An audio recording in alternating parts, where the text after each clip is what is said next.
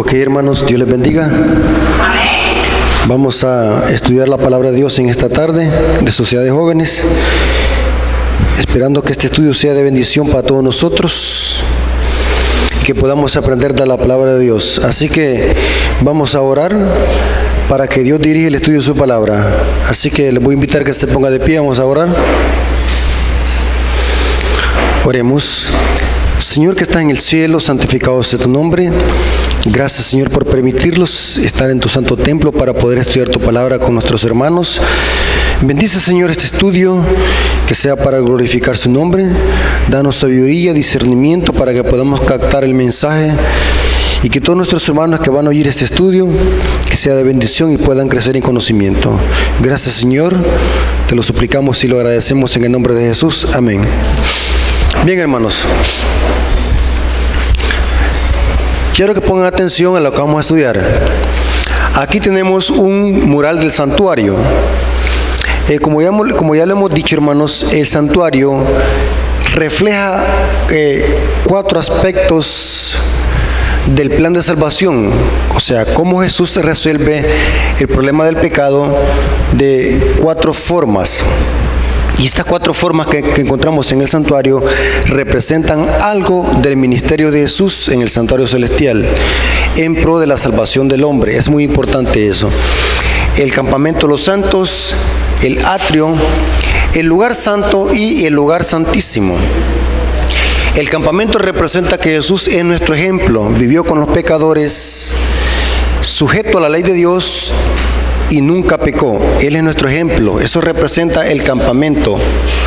El atrio representa que Jesús es nuestra víctima, es nuestro sustituto, murió por nosotros como sustituto para salvarnos de nuestros pecados. Eso representa el altar del sacrificio, que lo tenemos aquí, el altar del holocausto. Tenemos también el lavacro, que el lavacro representa que Jesús murió y resucitó. Esto es una tipología o una representación del bautismo. O sea, Jesús no se bautizó porque era pecador como nosotros lo hacemos. Nosotros lo bautizamos porque somos pecadores. El rito para representar de que nosotros lo unimos a la iglesia. Por eso lo bautizamos. En cambio, Jesús no se bautizó porque era pecador. La tipología la encontramos aquí en el lavacro. Representa que Jesús iba a morir, iba a resucitar al tercer día, porque el bautismo es un símbolo de muerte y sepultura.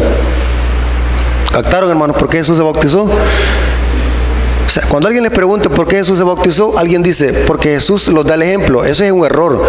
Es una pregunta, es una respuesta que no es correcta. La respuesta la encontramos en el santuario, aquí.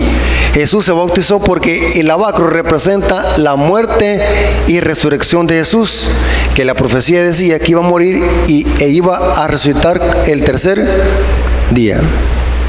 Es muy importante. Hasta aquí estamos bien en el lavacro. Pero lo que vamos a estudiar ahora es lo siguiente, hermanos. Las fiestas que celebraba el pueblo de Israel o las santas convocaciones que encontramos en Levítico 23 también representaban algo del plan de salvación. Qué interesante, hermano. No solamente los utensilios del santuario, no solamente los lugares, no solamente las cortinas. Las fiestas que celebraba el pueblo de Israel, que eran 3, pero que de esas 3 habían subfiestas, que por todas eran 7, representaban algo del plan de salvación a través de Jesús. Y en esta hora vamos a ver una fiesta, la fiesta del Pentecostés. La fiesta del Pentecostés, la palabra penta significa 50. Pentecostés era una fiesta que entre los israelitas era conocida como la fiesta de las semanas. El Pentecostés era la fiesta que le seguía a la Pascua. Muy importante. La Pascua la ubicamos aquí, en el atrio, porque la Pascua era donde moría el Cordero Pascual, el 14 de Nisan del primer mes en el calendario hebreo. Interesante.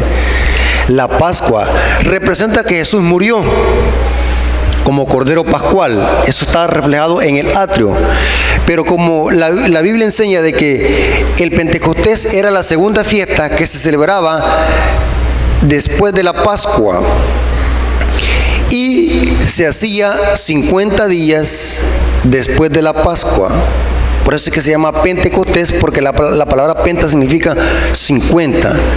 el Pentecostés, o conocido como la fiesta de la semana. Y la fiesta de la semana la tenemos que ubicar aquí en el lugar santo, el santuario. Ya lo vamos a ver lo que dice la Biblia respecto a eso. ¿Están conmigo, hermanos? ¿Me van siguiendo? Ahora, vamos a ver algo muy interesante. Jesús, después de que murió, pasó el sábado en la sepultura y resucitó el tercer día. La profecía dice que se presentó ante el Padre, porque la Biblia dice que María Magdalena quería abrazarlo y Jesús le dijo: no me toques porque no he subido a mi Padre. Jesús tenía que presentarse ante el Padre como un trofeo de victoria. Muy importante todos esos detalles.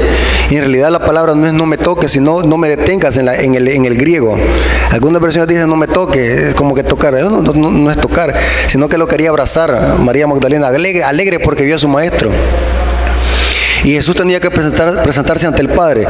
Noten algo muy interesante, pongan atención a lo que voy a decir, porque esto es el tema que lo he titulado El enigma detrás del Pentecostés. Hay un enigma, un misterio, que lo vamos a resolver. Jesús asciende al cielo después de su resurrección, pero vuelve a bajar. La Biblia dice, los evangelios dicen eso, más que todo el evangelio de San Lucas. ¿Y cuánto tiempo Jesús estuvo después de que con los discípulos? Dice la Biblia que estuvo 40 días. 40 días estuvo con ellos. Inclusive Tomás no creía de que Jesús había resucitado. Inclusive Jesús les dio muchas pruebas que lo tocaran. Aún pidió comida para comer. Les demostró que Él era el que había resucitado en carne y hueso. Ahora, es muy importante algo que dice el libro de Lucas, en el libro de Hechos de los Apóstoles, capítulo 1, versículo 3. Noten, ¿cuántos días estuvo Jesús con sus discípulos? Hechos 1:3, a quienes también después de haber padecido se presentó vivo con muchas pruebas indubitables, apareciéndoles durante ¿cuánto? 40 días y hablándoles acerca del reino de Dios. O sea que en esos 40 días, ¿qué es lo que hizo Jesús con los discípulos? Les estudió con los discípulos las profecías concernientes a Él durante 40 días. Es muy importante eso. Pero como ya vimos de que el Pentecostés caía, ¿cuántos días después de la Pascua? ¿Cuántos días acabo de decir? ¿Cuántos? ¿Se les olvidó? No, 50 días, porque la palabra penta significa 50. Pero Jesús estuvo con los discípulos 40 días. A los 40 días, ¿qué pasó? Ascendió otra vez. Mire lo que dice Hechos 1, versículo 9 al 11. En la ascensión. Y habiendo dicho estas cosas, viéndolos ellos, fue alzado y lo recibió una nube que le ocultó de sus ojos. Esta es una nube de ángeles. Y estando ellos con los ojos puestos al cielo, entre tanto que él se iba, he aquí que se pusieron junto a ellos dos varones con vestiduras blancas. Noten que las nubes se relacionan en relación a dos varones, que son ángeles. Los cuales también le dijeron: varones Galileo, ¿por qué están mirando al cielo? Este mismo Jesús que ha sido tomado de vosotros al cielo, así vendrá como le habéis visto ir al cielo. Interesante, hermano. Esta es la ascensión que sucedió 40 días después de ¿qué? De su resurrección. 40 días. Pero como el Pentecostés caía ¿cuánto? 50 días después de la Pascua. ¿Cuántos días faltaban para la fiesta de Pentecostés? 10 días. Interesante, ¿verdad? 10 días para que llegara la fiesta del Pentecostés. Y saben algo muy interesante, hermano. En esta fiesta llegaba gente de todas las naciones a Jerusalén. Es una de las fiestas más importantes de los israelitas. El día del Pentecostés era una fiesta muy respetada y admirada por los hebreos y por los israelitas. Interesante. Ahora, aquí viene lo interesante. Y aquí está el enigma que vamos a estudiar. ¿Qué pasó con esos 10 días? ¿Qué hizo Jesús en esos 10 días en el cielo? ¿Qué pasó con Jesús? ¿Qué hizo? Porque el Pentecostés caía 50 días después de la Pascua. ¿Cuántos días faltaban desde su ascensión al cielo? 10 días. ¿Está conmigo? ¿Qué hizo Jesús? Para eso hay una clave. Y antes de leer lo siguiente, les voy a explicar algo. Yo he platicado con pastores protestantes de todas las iglesias y les he preguntado sobre el Pentecostés, y ¿saben qué es lo que me dicen?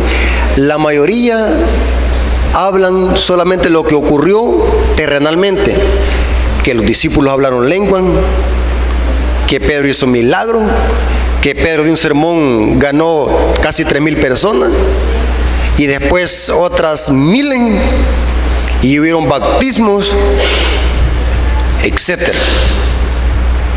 Pero nadie ve o nadie sabe lo que pasó en el cielo. Vamos a ver de que lo que pasó aquí en la tierra el día del Pentecostés en el aposento alto fue un reflejo de algo que estaba pasando en el cielo en esos 10 días, y el último de esos 10 días para que llegase la fiesta del Pentecostés. Ahora, vamos a ver qué es lo que pasó en esos 10 días en el cielo. Porque estamos aquí en el santuario, estamos aquí, porque el Abacro, Jesús asciende al cielo en 40 días. Pero ¿qué pasó en esos 10 días? ¿Qué pasó en esos 10 días? La clave está en saber primero qué es lo que hicieron los apóstoles durante esos 10 días. ¿Qué es lo que hicieron durante esos 10 días los apóstoles? Aquí, en el aposento alto, terrenal, en la tierra. Porque Jesús les dijo a los discípulos: quédense aquí hasta que venga la promesa del Espíritu Santo. Quédense aquí en el aposento alto. ¿Qué hicieron los discípulos durante esos 10 días? ¿Alguien me puede responder? ¿Qué hicieron? Si usted lee Hechos 1, versículo 16 al 20, una de las cosas más importantes que hicieron es elegir al sucesor de ¿quién? De Judas, el traidor. Interesante. Hermanos, ¿cuántos apóstoles eligió Jesús? 12. Pero como Judas lo traicionó y murió ahorcado, ¿cuántos apóstoles quedaron? 11. ¿Era necesario elegir el sucesor de Judas? La profecía así lo decía. Inclusive Pedro en el sermón citó un salmo, donde ese salmo era un salmo profético que hablaba de la traición de Judas y cómo tenía que alguien sucederlo. Noten lo que dice Pedro en el sermón, Hechos 1, 16, versículo 20. Varones hermanos, era necesario que se cumpliese la escritura en que el Espíritu Santo habló antes por boca de David acerca de Judas, que fue guía de los que prendieron a Jesús y era contado con nosotros, y tenía parte en el ministerio. Pues, con el salario de su iniquidad adquirió un campo, cayendo de cabeza, y se reventó por la mitad, por sus entrañas, y se derramaron. La historia dice, hermano, que Judas era grande y tan pesado que se ahorcó y se reventó la soga y cayó, y según la historia era un precipicio que se había ahorcado, porque se reventó la soga, y cuando cayó se le destripó toda la cabeza y las vísceras y se miraban los sesos. Imagínense cómo murió la muerte de Judas. Y sigue diciendo, y dice, y se reventó por la mitad y todas sus entrañas se derramaron. Y fue notorio a todos los habitantes de Jerusalén, de tal manera que aquel campo se llama en su propia lengua Aceldama, que quiere decir campo de sangre, porque está escrito, noten, en el libro de los Salmos: sea hecha desierta su habitación, y no haya quien more en ella, tome otro su oficio. Pedro está citando el Salmo 109, versículo 1 al 9, ahí donde habla de la sucesión de Judas. Pero la pregunta bien interesante aquí es la siguiente: ¿por qué era necesario que se eligiera el sucesor de Judas en estos 10 días y no después? ¿Por qué era tan necesario? ¿Por qué? Esa es la pregunta más importante. ¿Por qué, hermano? Y aquí viene lo siguiente. 11 no es símbolo del pueblo de Dios, 12 sí. ¿Por cuántas tribus estaba representado el pueblo de Israel en el campamento de los santos? 12. ¿Cuántos hijos tuvo Jacob? Varones, 12, aunque hubieron hembra. Pero varones, ¿cuántos fueron? 12. Interesante. En el Nuevo Testamento, ¿cuántos apóstoles eligió? 12. Interesante. Interesante. En las 12 puertas de la Jerusalén están los nombres de los 12 hijos de Jacob, mientras que en los 12 cimientos están los nombres de los 12 apóstoles. Interesante. Y saben algo muy interesante, hermano. En la vestidura del sumo sacerdote había un pectoral. Y en ese pectoral, ¿cuántas piedras habían? 12 piedras. 12 piedras habían. Pero habían otras 2 extras. ¿Sabían ustedes eso? Esas 2 piedras, una estaba aquí a un lado, aquí, y la otra aquí. Y las otras 12 aquí en medio. Estas piedras que estaban aquí y otra aquí, una a la derecha y otra a la izquierda, ¿saben cómo se llamaban? El Urim y el Tumim. ¿Sabían ustedes eso? ¿Se acuerdan que cuando Saúl se rebeló contra Dios y fue donde una bruja? ¿Qué dice el profeta? Dios no le había contestado ni por Urim ni por Tumim. Era como Dios hablaba a los reyes de Israel a través del sacerdocio. Cuando Dios decía sí, una piedra brillaba. Y cuando decía no, la otra piedra se opacaba. Esa era la señal de Dios, manifestar cómo Dios se comunicaba a través del pueblo de Israel, a través del Urim y el Tumim. Entonces, cuando alguna vez oiga hablar, ¿qué es el Urim y el Tumim? ¿Qué es? Eran dos piedras que estaban en los lados costados del pectoral. Pero en el centro estaban las 12 piedras que representaban los 12 hijos de Jacob. Y Apocalipsis 12, versículo 1 dice que Juan vio una mujer con una corona que tenía ¿cuántas? 12 estrellas. ¿Saben qué representa esas 12 estrellas? Representa a los 12 hijos de Jacob. Eso lo pueden leer en Génesis 37, 9. Interesante. Pero ¿por qué era necesario que se eligiera el sucesor de Judá en esos 10 días y no antes? ¿Por qué era tan importante buscar el sucesor de Judá?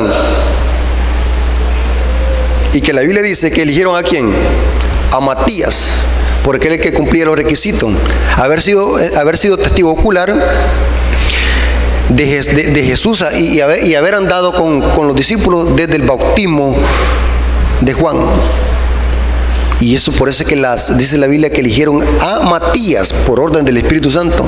Matías llegó a ser el sucesor de Judas. Alguien dice que el sucesor de Judas tuvo que haber sido el apóstol Pablo.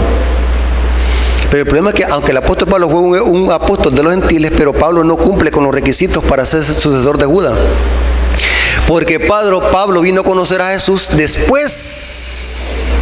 En cambio, el requisito para ser sucesor de Judas, ¿cuál era? Según el relato del libro de Hechos, capítulo 1, haber sido testigo ocular del ministerio de Jesús y haber estado con los discípulos desde el bautismo de Juan. Y eso lo cumplía el requisito Matías, que iba a ser el sucesor de Judas. Ahora, pero ¿por qué era tan importante, hermanos, eso? Y esto hermanos, no lo podemos entender a menos que conozcamos el santuario. Les voy a explicar algo muy importante, hermanos, y noten lo que voy a decir.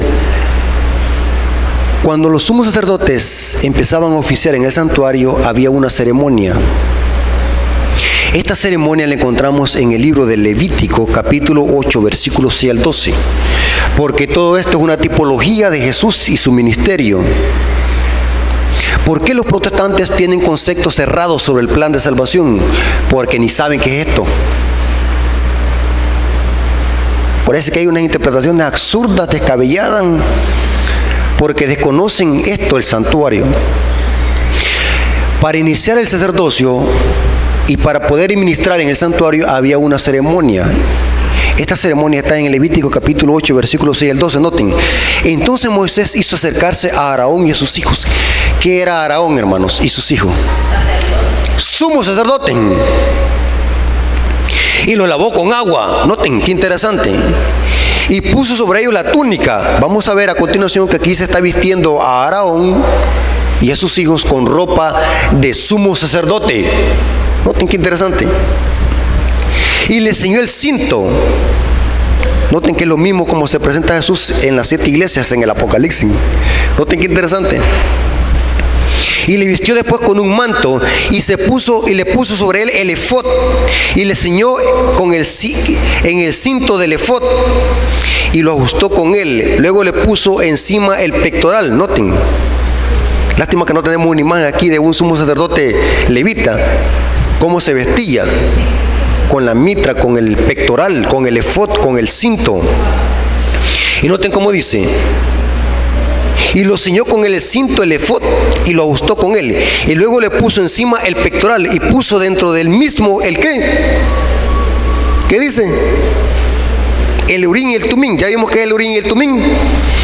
Después puso la mitra en su cabeza y sobre la mitra enfrente puso una lámina de oro, la diadema santa, como Jehová había mandado a Moisés. Y tomó Moisés el aceite de la unción. Noten que después de que Moisés lo vistió como sumo sacerdote a los hijos de Aarón y a Aarón para ministrar en el santuario, ¿qué es lo que hace Moisés después? Y tomó Moisés el aceite de la unción y ungió el tabernáculo, todas las cosas que estaban en él, y las santificó. Esta es una inauguración del santuario. Y roció sobre el altar 7 veces. Y ungió el altar y todos sus utensilios y la fuente con su base para santificarla. Y derramó del aceite de su unción. Noten que por último, ¿qué es lo que se hacía en esta ceremonia para iniciar el sacerdocio a ministrar en el santuario? ¿Qué es lo que se hacía? Y derramó del aceite de la unción sobre la cabeza ¿de qué? De Aarón, y lo ungió para santificarlo. Mire qué bonito lo que se hacía. Esto era serio, hermanos. Vestirse como sumo sacerdote y ungirse con aceite. Qué interesante, hermano. Hay un salmo que habla de esto. Salmo 133, versículo 1. Noten cómo dice: mirad cuán bueno y cuán delicioso es habitar los hermanos juntos en armonía. Teníamos eso en el santuario que hicimos anteriormente. Hoy ya no estaba. ¿Se acuerdan que había un mural? En el mural que estaba anteriormente, que tenía el versículo. Y este es un versículo que habla de la inauguración y la vestimenta del sacerdocio levita. Pero aquí hay una profecía oculta, noten. Mirad cuán hermoso es y cuán delicioso es habitar los hermanos juntos en armonía. Es como el buen óleo sobre la cabeza, el cual desciende sobre la barba de Aarón. O sea, cuando se ungía el sumo sacerdote, el aceite se echaba en la cabeza y por lógica, ¿a dónde tenía que bajar? Sobre la barba. O sea, que chorreaba, ¿no? Y noten cómo dice: baja hasta el borde de sus ¿qué?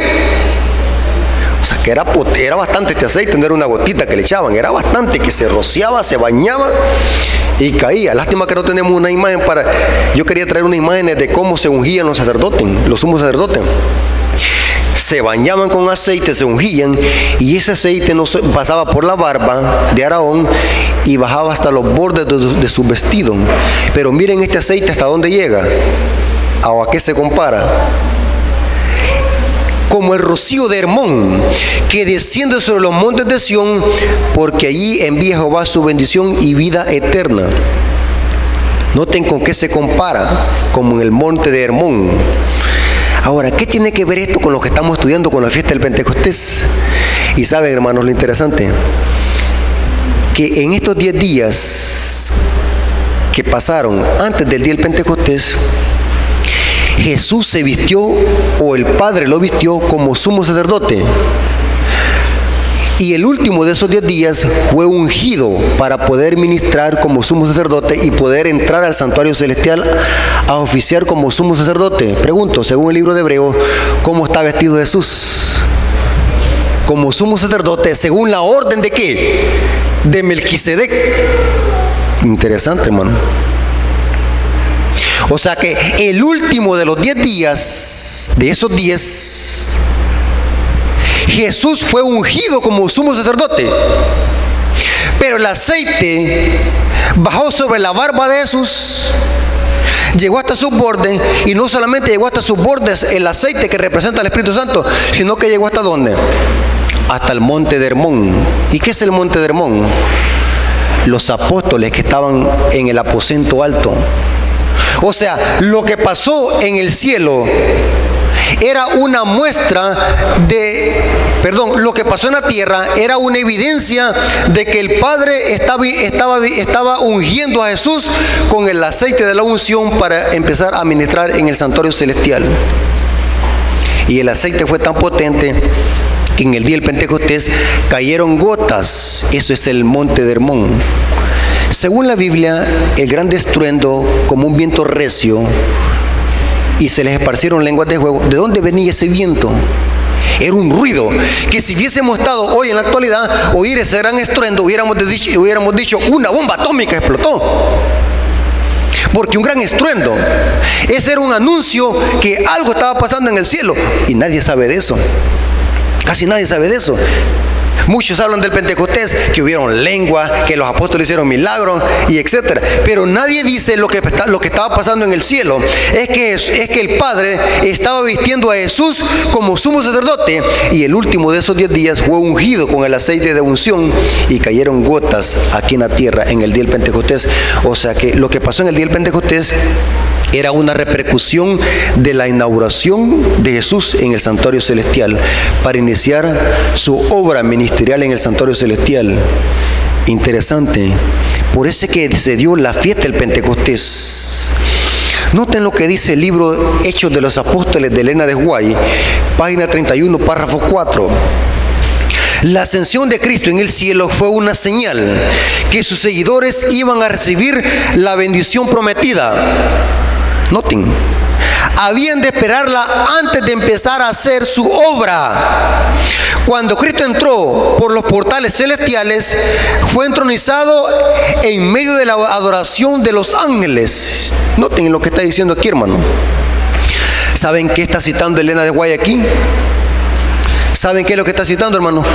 Elena de White está citando el evento que está desarrollándose en la sala del trono en Apocalipsis 4 y en Apocalipsis 5. Un silencio porque Jesús no ha llegado, porque los ángeles han venido a escoltar a Jesús para entronizar al santuario celestial. Mientras que en Apocalipsis 5 vemos a Jesús ya como cordero inmolado, y empieza el cántico de los 24 ancianos y de los 4 seres vivientes y de todos los ángeles, porque Jesús es digno de abrir el libro y desatar los sellos. Muy interesante. Tan pronto como esta ceremonia hubo terminado, noten, el Espíritu Santo descendió sobre los discípulos en abundantes raudales. Noten.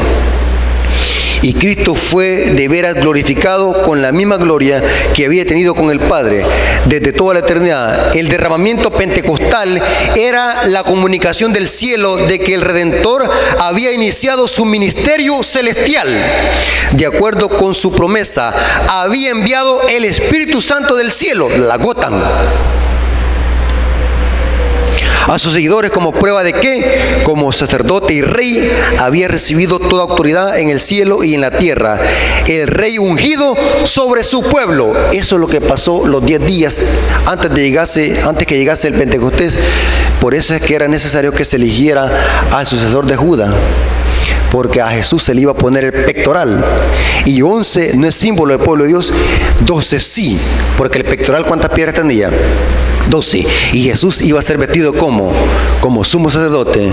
Por eso es que era necesario el sucesor de Judas, porque el 12 representa al pueblo de Dios. Hermanos, ¿se dan cuenta por qué Jesús se fue a los 40 días? Y en esos 10 días el Padre lo que hizo es vestirlo como sumo sacerdote y ungirlo para que iniciara su ministerio en el santuario celestial. Y saben algo muy interesante, hermano. El libro de Hebreos nos dice: de que Jesús está ministrando como sumo sacerdote, significa que en algún momento de la historia fue cambiado, se le quitó la ropa y se cambió, y eso lo hizo el Padre. La tipología es exacta. Pero ¿saben algo muy interesante? Cuando Jesús salga del lugar santísimo va a haber otra ceremonia. Eso es lo que se le llama la boda del Cordero. Eso ya lo hemos estudiado aquí. La boda del Cordero, hermanos, es el momento donde el Padre le quita las vestiduras sacerdotales a Jesús y es vestido con vestiduras reales. Ese cambio de ropa se le llama la boda del Cordero. Y eso se va a llevar a cabo un poco antes de que se cierre la puerta de la gracia. Cuando se cierre la puerta de la gracia, habrá terminado la boda del Cordero y habrá sido completado el sellamiento y habrá terminado la proclamación del mensaje del tercer ángel. También cuando Jesús salga del lugar santísimo, va a haber otro silencio en el cielo. Noten que cuando ascendió hubo un silencio en el cielo. ¿Por qué? Porque Jesús no había llegado todavía a la sala del trono, porque los ángeles lo habían venido a escoltar. Pero en Apocalipsis 5 vemos la adoración celestial. Pero cuando salga el lugar santísimo va a haber otro silencio. ¿Por cuánto? Dice Apocalipsis 8:1. Por casi media hora, que equivale, haciendo la regla de 3 simple, equivale a 7 días. No dice por media hora, por casi equivale a 7 días de silencio. Es la hora, es el tiempo que se va a tardar de Jesús en venir del cielo a la tierra. Interesante, hermano. Pregunto, hermano, ¿cómo dice Apocalipsis 19 que viene Jesús? ¿Cómo viene vestido? ¿Como Rey de Reyes y Señor de qué? ¿Significa que se cambió la ropa? Sí, es lo mismo. Otra ceremonia en el cielo por el Padre. Esa es la boda del Cordero. Jesús sigue los pasos del santuario. Exactamente. La salida del lugar santísimo, que ya lo vimos en otros estudios, representa el destierro de Azazel, porque la segunda venida de Jesús representa de que Jesús viene por su pueblo y a dejar encarcelado ¿a quién? Al dragón. ¿Durante qué? Durante 1000 años. La salida del lugar santísimo representa que Jesús es nuestro rey, pero al mismo tiempo representa el destierro de Azazel, el macho cabrillo Azazel enviado al desierto. Eso lo vimos el sábado. ¿Sí? ¿Estuvieron aquí, hermanos, que vimos eso el sábado? Sí. Es muy importante eso. Hermanos, ¿entendieron hoy por qué es tan importante las fiestas? Las fiestas del santuario siguen el plan de salvación. Jesús en nuestra Pascua, el Pentecostés, Cristo vestido como sumo sacerdote, y la fiesta de las trompetas, o el Yom Kippur, que es en el que estamos. Jesús entró al lugar santísimo. ¿Cuándo? Eso lo hemos estudiado en 1844. Hermanos, hasta aquí ha llegado el tema, y que la honra y la gloria sea para nuestro Dios. Dios les bendiga.